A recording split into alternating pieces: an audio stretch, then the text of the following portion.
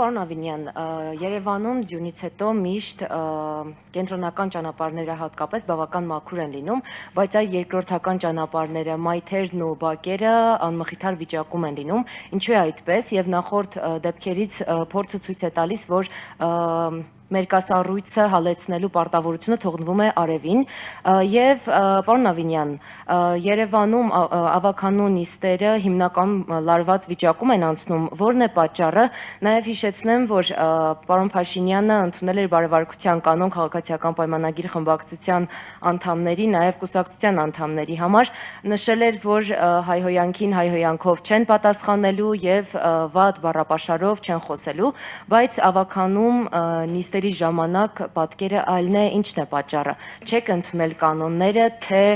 չեք կարողանում տիրապետել իրավիճակին եւ չթողնել, որպեսզի լարվի այն։ Շնորհակալ եմ։ Շնորհակալ եմ։ Մոտավորապես փողոցային բարքերով խոսող այն անձինք, ովքեր որ պատահմամբ հայտնվել են ավականու կազմում, պարբերաբար ուղղակի ստիպում են իրենց իսկ լեզվով հիշեցնել, թե ինչպիսին է կարգը ու կանոնը։ Ես շատ ցավում եմ, որ շատ ստիպված եմ լինում տարին մեկ անգամ նման արձագանք ունենալ, բայց միգուցե սա միակ այն լեզուն է, որ մեր գործընկերները, որոնք որ փողոցային բարքերով առաջնորդվող հասկանում են, այսինքն այս այն լեզուն է, որ իրանք ընկալում են եւ ցավում եմ, որ դա այդպես է։ Ես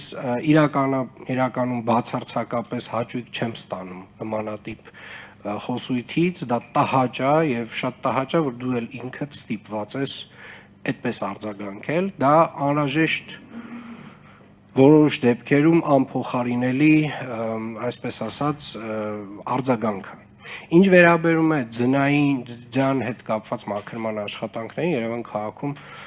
վերջին օրվա ընթացքում մոտ 59 տեխնիկա է գործարկվել եւ մոտավորապես 1500 տոննա աղ է օգտագործվել, հիմնական ճանապարհները բոլորը անցան, այսինքն անանցանելի ճանապարհ որպես այդպեսին չկա եւ իրականում մենք պետք է նաեւ արձանագրենք, որ մեր հարային հատվածում, մեր բիզնես հատվածում գործընկերները նույնպես ավականու կանոններով ունեն պարտավորություն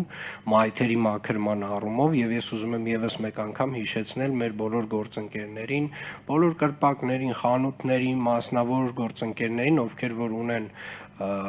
դիմային հատվածում հանրային տարածքներ, իրենք ունեն պարտավորություն այս աշխատանքներում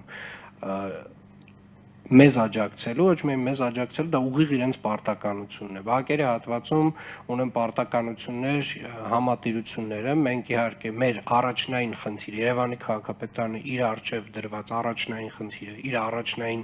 պարտավորությունը իրականացրել է